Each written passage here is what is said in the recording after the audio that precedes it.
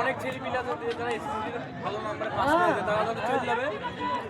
এই শুভম স্টেপ পাড়া, শুভম স্টেপ পাড়া, শুভমকে বল পড়ে। এই ধরু বসলো আছে না ভাই, শুরু গোডন। আরে তোমার থেকে ওই ডান ডান জেল খালি যা তাই ছাড়ি না ভাই ধরু ছয় তাই মানে কি করবি, শুরু হয়ে গেল।